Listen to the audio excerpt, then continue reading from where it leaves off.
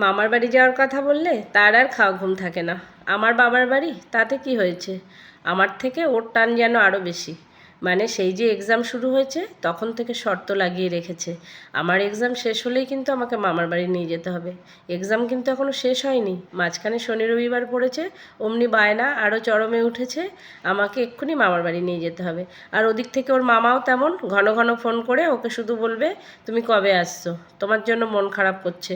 ওর মামার শরীরটাও ভালো নেই, এবার বারবার ফোন করছে বলে ওর বাবাও বলল ঠিক আছে, আমারও তো একটু ছুটি আছে, চলো তাহলে ছেলেটাকে একটু ঘুরিয়ে নিয়ে আসি। তো বন্ধুরা, কেমন আছেন সবাই? কাকলির সংসারের আরও একটি ব্লগে আমি আপনাদের স্বাগত জানাচ্ছি। কাল তো দেওরাজ জায়ের অ্যানিভার্সারি পালন করলাম, আপনাদের দেখিয়েছি। তো পরের দিন বিকেলবেলা এই যে আমরা বেরিয়ে পড়েছি আমার বাবার বাড়ির উদ্দেশ্যে। তো যেতে যেতে দেখলাম গাড়ির তেল শেষ। বাড়ির কাছেই যদিও রিলায়েন্স পেট্রোল পাম্প, ওখান থেকে আমরা গাড়ির তেল ভরে নিয়ে আবারও গাড়িতে উঠে পড়লাম। দেখুন, আমি এখন মামার বাড়ি যাচ্ছি, নবাবনগর। এখন 4 ঘন্টা 5 ঘন্টা লাগবে। আমার স্কুলটা দেখাও, আমার স্কুলটা। আমার স্কুল কই? ওই যে ফাঁকা থেকে যায়। এই দেখো, এই যে ওর স্কুল।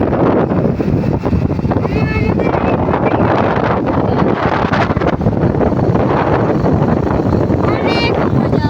দেখলেন তো তৃষানের বকবকানি? ওর সঙ্গে কোথাও বেরোলে ওর কথার উত্তর দিতে দিতে আপনি একদম পাজেলড হয়ে যাবেন। ও এমনই ছেলে, আর ভীষণ দুষ্টুমি করে রাস্তায়। তো ওর সঙ্গে বকবক করতে করতে কতটা রাস্তা পেরিয়ে এসেছি সেটাও ভুলে গেছি। তো কিছুটা যাওয়ার পরে একটানা গাড়ি চালিয়ে ও একটু দাঁড়ালো, আমরাও সবাই একটু দাঁড়িয়েছিলাম। তো সন্ধ্যা হয়ে এসছে, এই যে ঢুকে গেছি বাড়িতে, নিজের বাড়ি বলে কথা। আমার দাদা আমার ছেলেকে জড়িয়ে ধরে খুব আদর করছিল। পরের দিন সকালবেলায় যে বৌদি মাছ কাটছে আর আমি একটু ঘুরিয়ে ঘুরিয়ে ক্যামেরা করছিলাম। অনেক দিন পরে বাপের বাড়িতে এসেছি। সকালবেলা বৌদি খেতে দিয়েছে।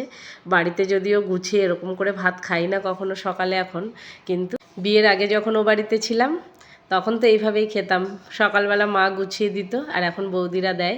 আর আমার জন্য বৌদিও খেতে বসে পড়েছে, কারণ বৌদিও এখন সকালে ভাত খায় না। এখন তো জানেনই সবার শরীরের অবস্থা, বারবার তো খাওয়া হয় না সবারই, একবারই দিনে ভাত খাওয়া হয়।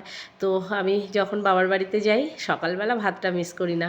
ওই যে লাল লাল আলু ভাতে মাখা, ওটা আমার খুবই প্রিয়। আর ওটা তো বাপের বাড়িতে গেলেই আমার খাওয়া হয়। তো ভীষণ এনজয় করে খাচ্ছিলাম সকালবেলা, আমি, বৌদি, সুমি, ছোটদা রুটি খাচ্ছিল আর আমরা ভাত খাচ্ছিলাম। আর আমার ছেলেকে তো আমি আগেই খাইয়ে দিয়েছি, কারণ ওকে আমি কখনোই ধরতে পারবো না। ও মামার বাড়িতে গেলে মামারদের আদরে আদরে বাদর হয়ে থাকে।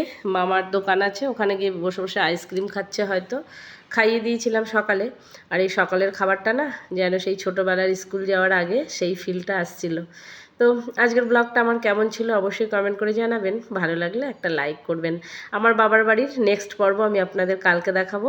সবাই সুস্থ থাকবেন, ভালো থাকবেন। দেখা হচ্ছে নতুন আর একটা ব্লগে।